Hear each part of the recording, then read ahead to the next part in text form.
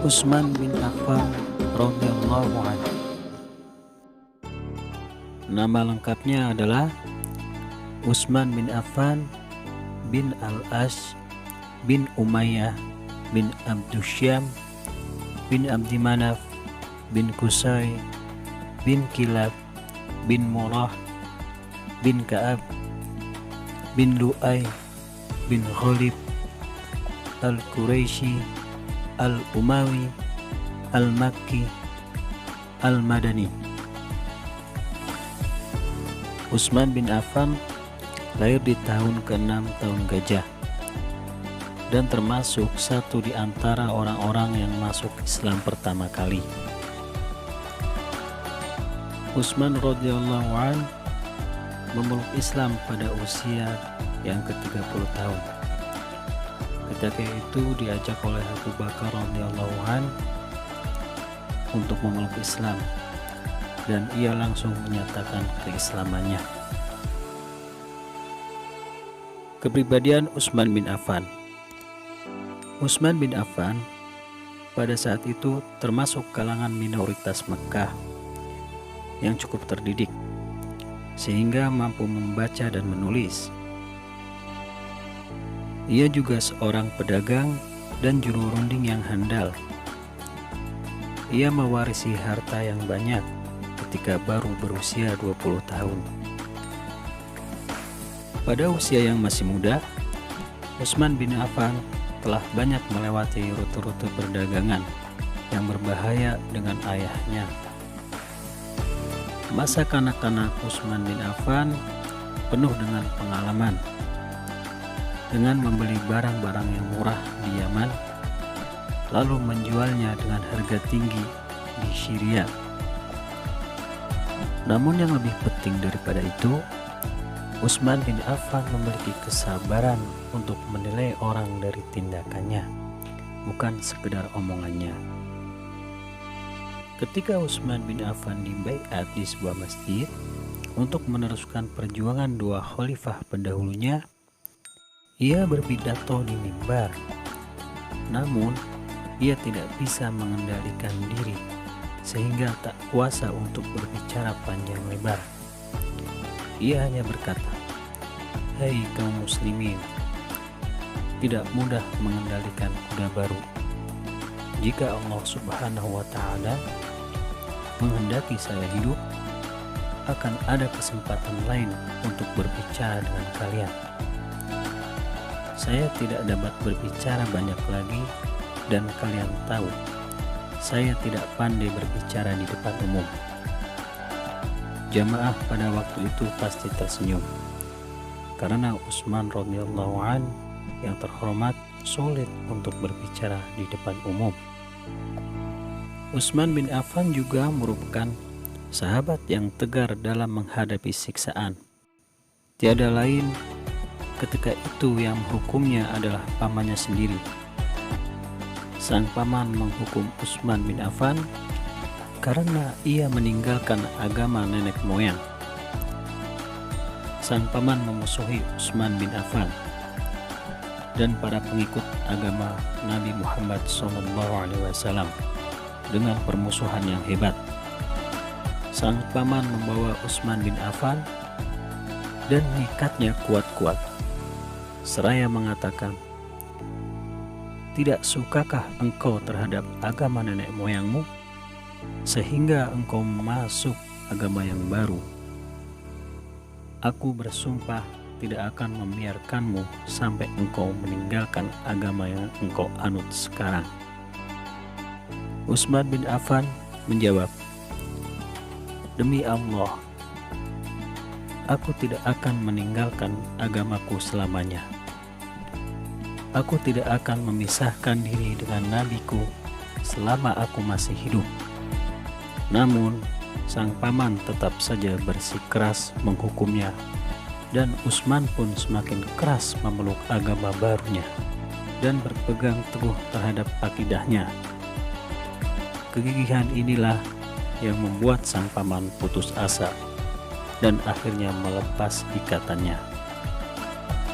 Pernikahan Utsman bin Affan dengan Ruqayyah putri Rasulullah Shallallahu Alaihi Wasallam. Setelah Ruqayyah diceraikan oleh At-Tabah bin Abi Lahab karena dengki, hasad, dan benci terhadap Rasulullah Shallallahu Alaihi Wasallam, berita tersebut pun membuat Utsman bin Affan merasa gembira, dan dengan segera ia pun meminang Ruqayyah dari Rasulullah Shallallahu Alaihi Wasallam. Akhirnya Rasulullah menikahkannya, dan Khadijah pun menyerahkan putrinya kepada suaminya, yaitu Utsman bin Affan. Utsman bin Affan dan beberapa orang Islam pada waktu itu terpaksa hijrah ke kerajaan Habasyah untuk menghindari penyiksaan kaum Quraisy di Mekah. Begitupun dengan Ruqayyah dalam perlindungan kerajaan Aksum di Habasyah. Ruqayyah pada waktu itu melahirkan seorang anak bernama Abdullah, tetapi meninggal dunia di usia 2 tahun. Kejadian tersebut membuat Ruqayyah bersedih hati dan memberikan pengaruh besar dalam hidup Ruqayyah. Ia pun tidak melahirkan anak lagi. Utsman bin Affan adalah salah satu orang yang tidak pernah absen dari peperangan. Peperangan demi peperangan ia lalui bersama Rasulullah SAW dan sahabat yang lain. Hingga suatu ketika ia tidak bisa ikut serta dalam barisan perang Badar karena diminta Rasulullah SAW untuk merawat Ruqayyah yang sedang sakit keras. Singkat cerita, ketika kemudian umat Islam pulang ke kampung halaman dengan membawa kemenangan, Rasulullah SAW akhirnya bersedih karena kehilangan putrinya yang tercinta, yaitu Ruqayyah. Nabi Muhammad SAW sadar bahwa Utsman bin Affan adalah seorang suami yang sangat baik dan merupakan aset berharga bagi masyarakat Islam yang masih muda. Nabi Muhammad SAW kemudian menikahkan putrinya yang ketiga, yaitu Ummu Kulsum. Pada malam ketiga perkawinannya, Nabi Muhammad mengunjungi putrinya dan bertanya, "Bagaimana suamimu menurutmu?" Ummu Kulsum pun menjawab, "Ia yang terbaik dari semua suami." Nabi Muhammad SAW menyatakan bahwa aku menikahkan ia, yaitu Utsman bin Affan, dengan 2 putriku, dan mereka kini menyebut dia Zunnurain, pemilik 2 cahaya, gelar yang diberikan kepada Utsman bin Affan. Jasa-jasa Utsman bin Affan selama menjadi khalifah. Semasa pemerintahan Utsman bin Affan, Islam menyebar luas ke berbagai pelosok negeri yang dihuni oleh berbagai bangsa yang berbeda. Perbedaan dialek dan pengucapan Al-Quran menjadikan lahirnya keanekaragaman dalam membaca Al-Quran. Dalam suatu riwayat yang sahih diterangkan bahwa Al-Quran diturunkan dalam 7 huruf atau 7 wajah.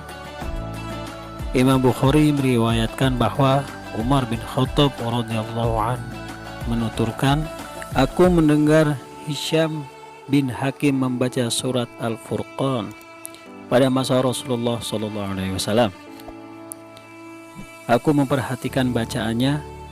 Tiba-tiba ia membaca dengan logat atau dialek yang belum pernah dibacakan Rasulullah SAW kepadaku, sehingga hampir saja aku melabraknya saat ia sholat. Tetapi aku urungkan dan aku menunggunya sampai salam.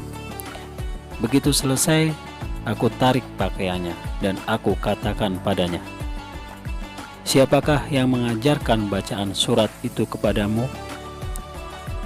Lalu ia menjawab, Rasulullah Shallallahu Alaihi Wasallam membacakannya padaku.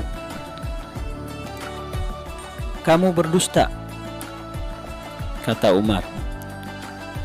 Demi Allah, Rasulullah juga membacakan surat yang sama padaku, tetapi tidak seperti bacaanmu. Kemudian aku bawa ia ke hadapan Rasulullah dan aku ceritakan kepada beliau bahwa aku mendengar orang ini membaca surat Al-Furqan dengan bacaan yang tidak pernah beliau bacakan padaku.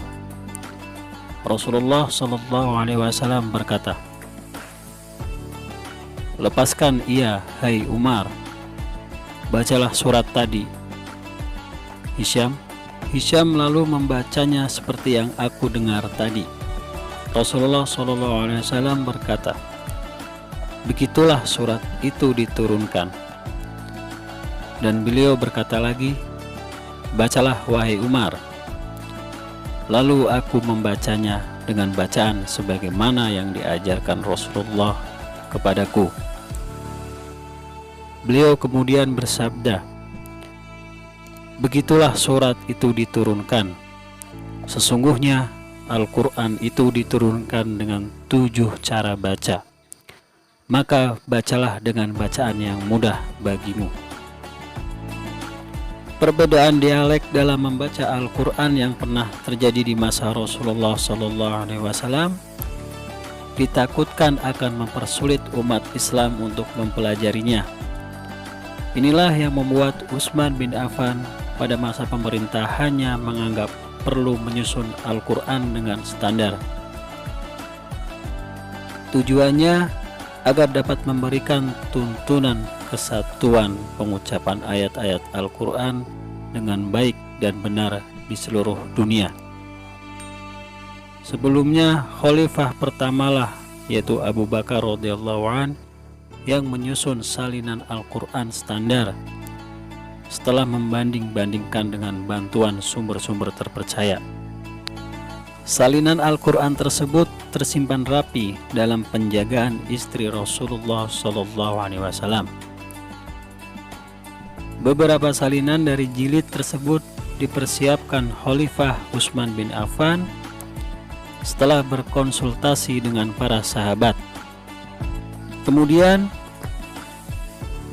Al-Quran dikirim ke pusat-pusat kerajaan Islam untuk dijadikan bahan standar. Untuk menjaga perbedaan versi, semua salinan yang tidak autentik pun dibakar. Tindakan tersebut diambil atas persetujuan semua sahabat terdekat Rasulullah SAW yang merupakan dewan yang menjamin penyebarluasan salinan tersebut. Tindakan tersebut juga didasarkan pada keinginan Rasulullah SAW yang menghendaki adanya penyusunan Al-Quran. Itulah salah satu prestasi Utsman bin Affan yang bisa menyatukan umat Islam dalam satu mushaf Al-Quran selama pemerintahannya.